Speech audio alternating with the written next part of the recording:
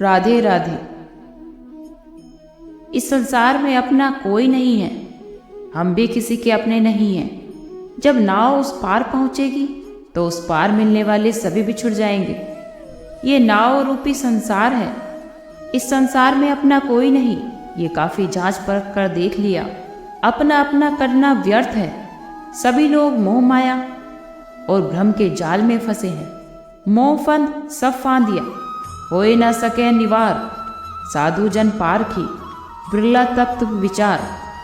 अर्थात मोह माया के बंधन में सब फंस जाते हैं, कोई इससे बच नहीं पाता है। शायद कोई संत इस मूल तत्व पर विचार कर अपनी रक्षा कर पाता है। श्री कृष्ण अर्जुन को अपनी गीता के उपदेश में कहते हैं कि तुम जो भावनाओं में बहकर अपने कर्तव्य को छोड़ना चाहते हो, तुम्हें उस पर नियंत्रण पाना होगा।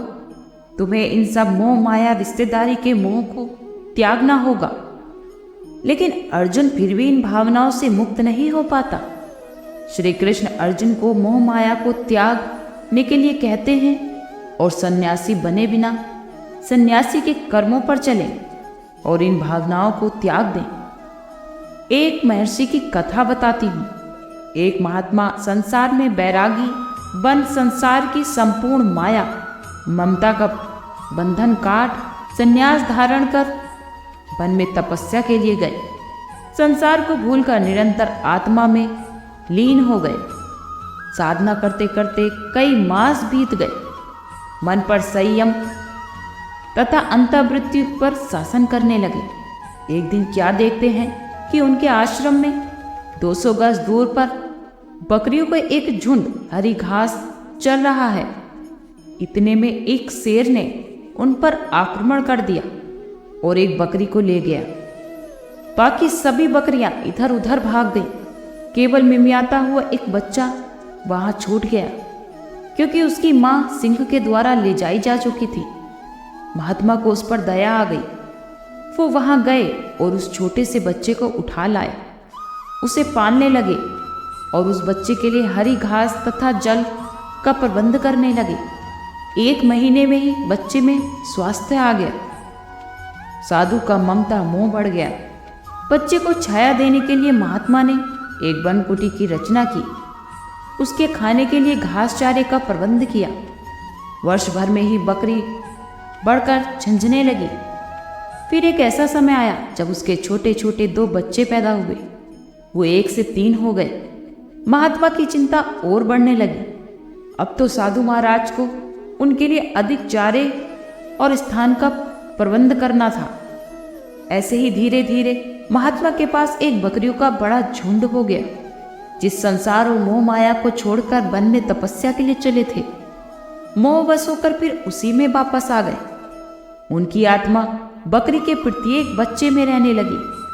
मनुष्य का मोह अनेक प्रकार की वस्तुओं, घर, जायदाद, बच्चों और छोटी छोटी अनेक वस्तुओं के प्रति हो जाता है। इसी को बंधन कहते हैं। और जब मनुष्य की किसी वस्तु को किसी भी प्रकार का कष्ट पहुंचता है या उसके किसी स्वार्थ पर चोट आती है, तो उसकी आत्मा को कष्ट होता है।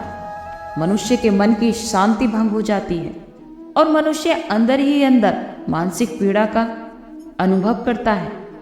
संतान का मोह मनुष्य की आत्मा का सबसे बड़ा बंधन है। जब संतान से आप कुछ आशा करते हैं और यदि वह पूर्ण नहीं होती, तो आप मन की पीड़ा से विक्षुब्ध हो उठते हैं। मान लीजिए आप एक छोटा सा कुत्ता घर में पाल लेते हैं। एक प्राणी का घर में आगमन आत्मा का एक नया बंधन होगा। उसके भोजन, स्वास्थ्य, निवास, प्रसन्नता इत्यादि की अनेक चिंताएं आपकी आत्माओं पर आने लगती हैं। घर में पलने वाला प्रत्येक पक्षी आपकी आत्मा को मोटे मोटे रस्सों में बांध लेता है। किसी दूसरे के बाल बच्चों को अपने घर में रख लेना आत्मा के बोझ को बढ़ाना है। महाभारत में श्री कृष्ण ने अर्जुन से कहा, जब ज्ञान की धारा बहती है तो सबसे पहले वो मोह को नष्ट करती है। मोह को इसलिए नष्ट करती है क्योंकि मोह अज्ञान होता है। यूनान का सम्राट सिकंदर पूरी दुनिया को जीतने का हौसला रखता था, एक दिन एक नागे साधु ने सिकंदर से कहा कि तू ये पूरी दुनिया जीत लेगा, लेकिन उसके बाद क्या करेगा, क्योंकि इसके अलावा तो दूसरी कोई दुनिया है ही नहीं। इतना कहकर संत जोर जोर से हंसने लगे, लेकिन संत की बातें सुनकर सिकंदर को निराशा हुई। सिकंदर ने संत से कहा कि आप मुझ पर हंसिए मत, ये बात सच ही है, लेकिन मैंने तो आज तक ये बात सोची ही नहीं थी। सिकंदर ने अभी दुनिया जीती नहीं थी, लेकिन जीतने के विचार से ही वह निराश हो गया था, क्योंकि दुनिया जीतने के बाद कोई और मोह नहीं बचेगा। सिकंदर ने संत से कहा कि आप हंस क्यों रहे हैं। तब संत ने जवाब दिया कि तो पूरी दुनिया जीत लेगा, तब भी तुझे निराशा ही मिलेगी, क्योंकि तू तो दुनिया को जीतने के मोह में बंधा है, जबकि मेरे पास कुछ नहीं है और मैं हमेशा खुश रहूंगा, क्योंकि मुझे किसी चीज का मोह नहीं है। मोह की वजह से तो हमेशा जीवन में दुख ही आते हैं। मोह घर परिवार से हो सकता है, सफलता का मोह हो सकता है, सुख सुविधा और मान सम्मान का मोह हो सकता है।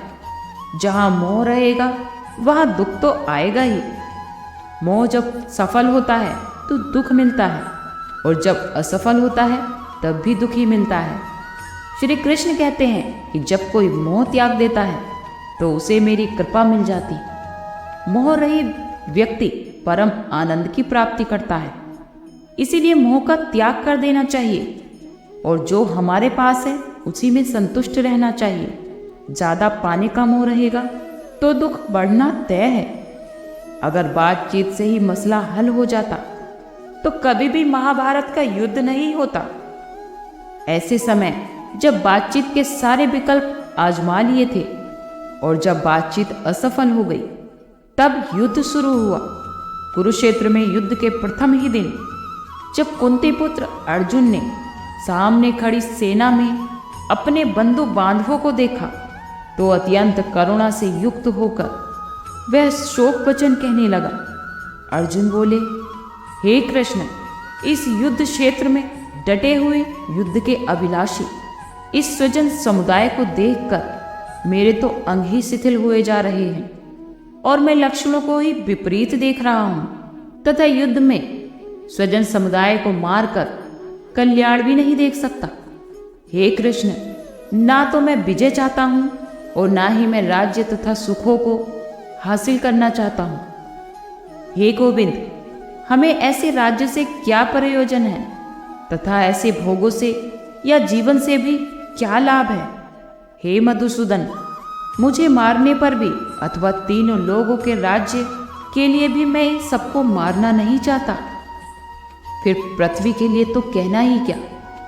ऐसी बहुत सी बातें अर्जुन बोलकर रणभूमि में शोक से उद्भन्न होने लगे और बाण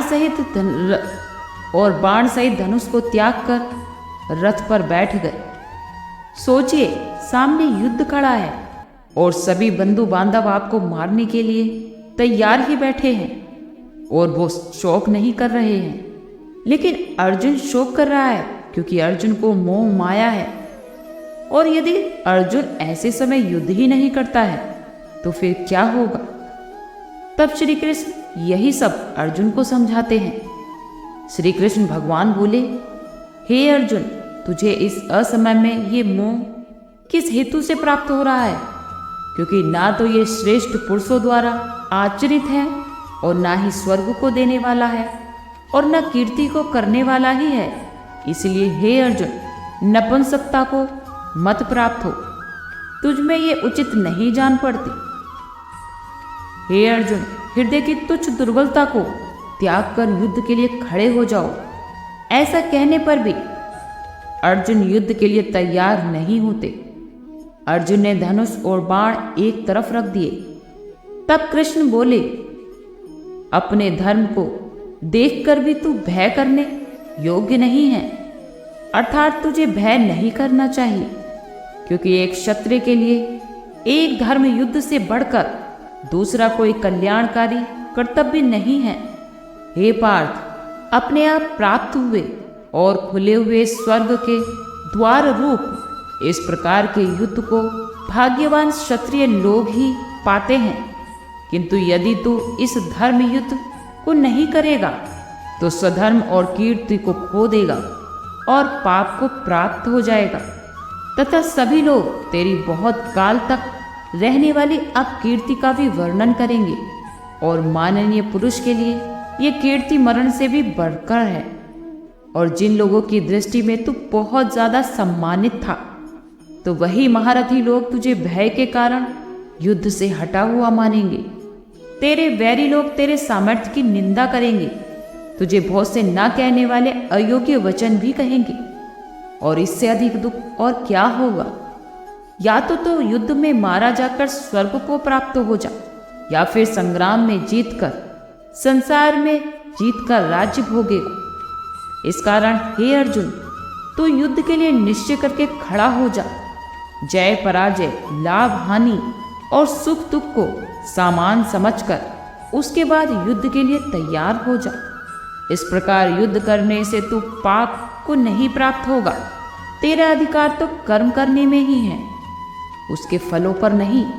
इसलिए तू कर्मों के फल हेतु मत हो, तथा तेरी कर्म ना करने में भी आसक्ति ना हो।